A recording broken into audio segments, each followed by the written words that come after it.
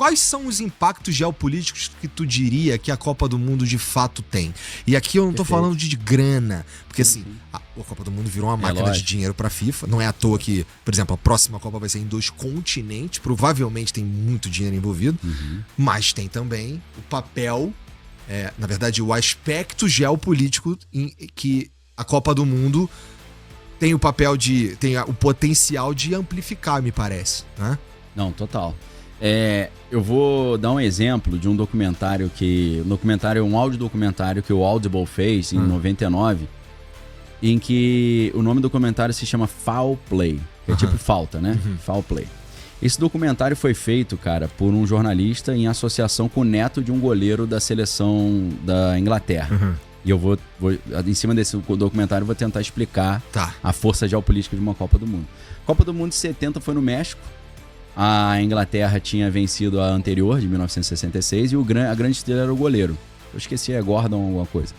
E aí esse cara, ele tava ganhando, a Inglaterra tava ganhando tudo.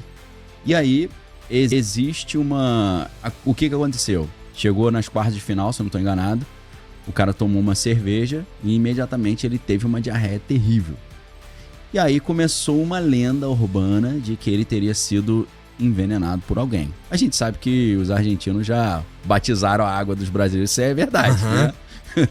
E fato.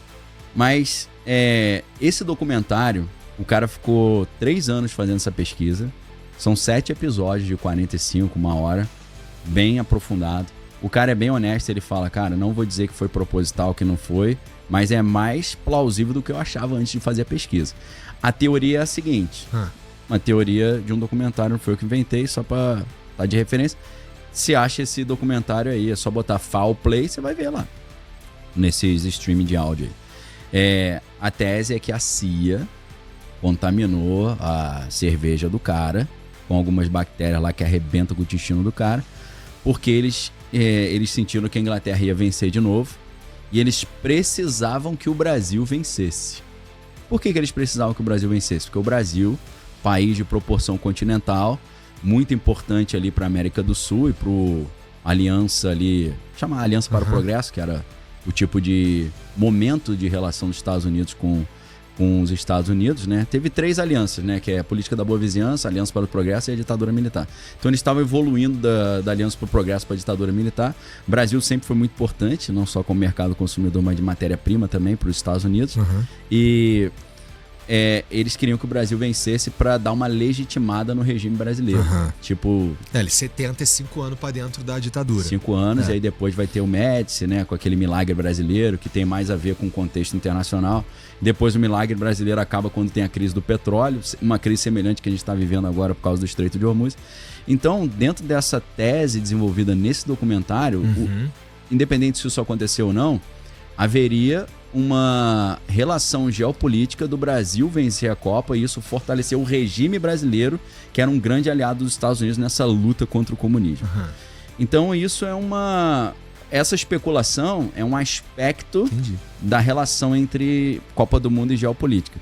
Se a gente joga isso para 2014, aquele evento traumático da Copa no Brasil do 7-1, em 2013 tinham começado as jornadas de junho, que era aquela galera protestando na rua contra o aumento da passagem do ônibus e do metrô de 20 centavos, né? A galera vinha com os cartazes a 20 centavos e tal.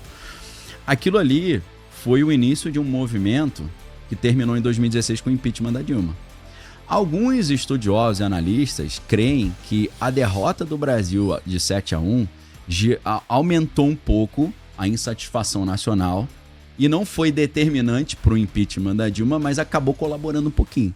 Faz todo sentido. Né? Isso é mais um aspecto geopolítico, de estrutura de poder da Copa do Mundo, que tem a ver com a percepção que o povo tem da realidade do governo. Porque uma vitória na Copa pode fazer o povo esquecer que a economia não está legal, né? Mas uma derrota pode exacerbar os ânimos que já estão exaltados. Então existe um pouco essa... Isso é um exemplo de como a gente pode traçar caminhos da relação entre um esporte, um campeonato mundial desse com a geopolítica.